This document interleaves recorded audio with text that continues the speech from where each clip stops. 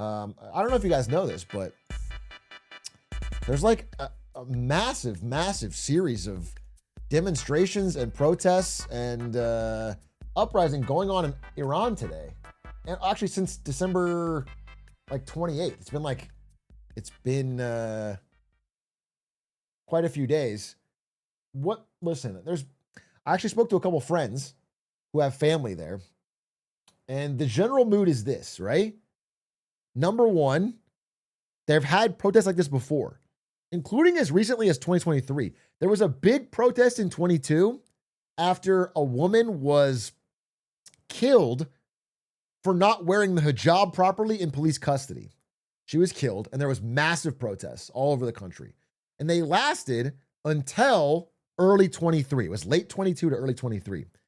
And the problem that caused them to fizzle out, that's why all previous protests have failed, is because the boots on the ground reality is that the Ayatollah and the administration in Iran has all the weapons and all the intelligence. They have the ability to cut power. They have the ability to cut internet. They have all, so, and they have the ability to sell oil for crypto or any tradable asset and then use that to buy weapons. And that's why they've always won. However, and I'm not saying I know what'll happen. This is a breaking news story happening right now. We should really look at some of the clips. But like, if you just look at this, bro, there's protests happening all over. There's like 53 separate protests happening, and people are like tearing down statues. They're doing fuck you at the signs. And I think one thing that makes this one possibly different, I'm not saying it is different. I'm not saying it won't end the same way, because the boots on the ground reality is that, you know, these guys have the power here. But one thing that makes it different is that this time around, you know, like many uprisings like this in other countries, there's a deep economic reason behind it. In that, Iran's currency has turned to ash completely. Like, the inflation is unreal. It is horrendous. The rial to USD is like, it's like 1.5 million rial to USD.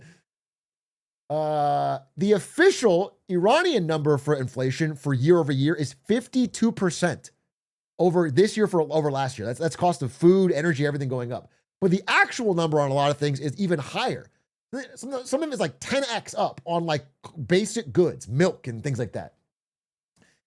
52% alone is like, just think about how mad people got in this country for the inflation we had here.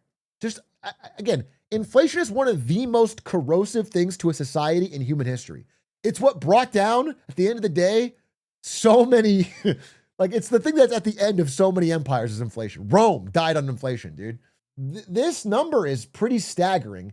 And you have people, and this protest started because people in major cities, like shopkeepers, were just closing their shop and refusing to sell. And they were protesting over the collapsing currency.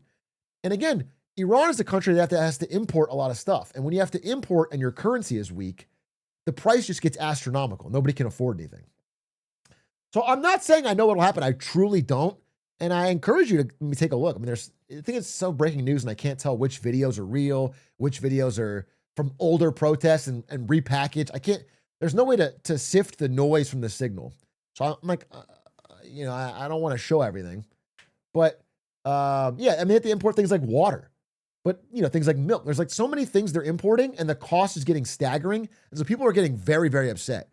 And so the central bank of Iran, their central banker, stepped down after they had the first 40% inflation surge. So they have somebody new coming in, and they already have like an interest rate of, I swear to God, it's like 30, 40%. It's like absurd. To try and stop the inflation, but it's not working. Where's the, I had my friend who was there telling me. Okay, he said they have 20% interest rate in the government banks just to try and keep money in the country. But inflation is running at 40% plus even with official numbers. So it's like everyone's trying to get money out of the country, which makes the currency weaker. People are protesting. The cost of like maintaining this security state apparatus, the surveillance, the weapons, gets more and more expensive. Their main benefactor that sends them these weapons is Russia, who is tied up in their own war. I mean, it's the same thing happened with Syria, where Russia could no longer reliably afford and sustain the Assad regime. And so, yeah, I mean, I don't know. I don't know what'll happen, but I will say that this seems more serious than perhaps even previous protests. Certainly, it's the weakest the Ayatollah has seemed forever. Why is the currency taking now? I mean, there's a lot of reasons. Part of it's sanctions. Part of it's when you have weak oil and an oil-based economy, it tanks the currency. Part of it's people trying to get their money out of the country. Part of it is, all these things hit at once. And it's kind of a compounding. One thing makes it worse, and that makes it worse, and that makes it worse. Now, yeah, I will say this. I mean, this is a fair point. There's no real opposition leaders. There is, there's the Shah, or the son of the Shah, or the grandson of the Shah, the old Shah, who's in America and trying to be part of the voice of the opposition. But even if someone were to rise up, we have no idea how this would play out. I mean, in all examples like this, it gets crazy messy if it were to actually lead to regime change. But again, I think it's too early to say. Obviously, they still have all the weapons and the power, but it does feel like a pretty big. I mean, people I'm talking to are saying like their family who lives there is trying to leave. People have already died. There's crackdowns on the protesters. People are getting shot.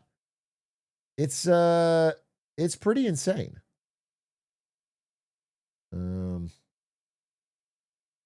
Isn't this basically the end of the road for the leadership that lived through the revolution? This kind of generational handouts can get crazy.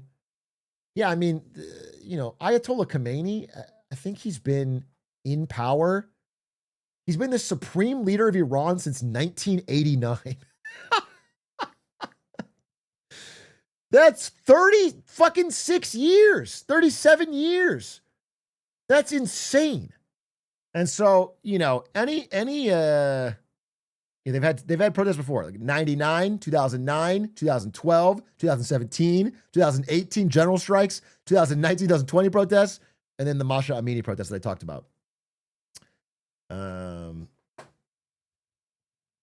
But the crackdowns have always been severe.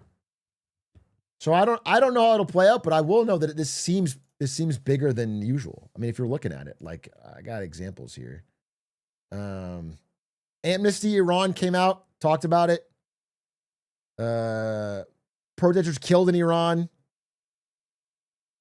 This guy locked up. We'll see. It could be similar to Assad or it could not. I don't know. Please look at his tweet. He's tweeting. This is from 2013. I went to school with a cloak since first days. It was uncomfortable to wear it in front of other kids, but I tried to make up for it by being naughty and playful. Jesus Christ. Jesus Christ. Jesus Christ. He's a feminist? What did he say? What's this? So, dude, I was looking at the timeline here by just reading different. I was like looking back. I searched basically every article on Iran, and it's so funny how like in recent months leading up to this mass protest, they have been trying. It reminds me. I read a book about the final days of the Soviet Union. And it was talking about how after like Glasnost and Perestroika, where they relaxed the rules and like let people speak freely, they thought it would make everybody like them more, but it just made everybody like, oh, I can speak freely? Fuck you. Like, it's the truth is, like, if they have all this built up resentment towards the administration, doing slight little like pullbacks on the restrictions is not enough to get them to and that I think that's what's happening here because they've been, they relaxed like the women's coverings restrictions recently. Let me see if I can find some of those articles I was reading because I thought they were pretty interesting.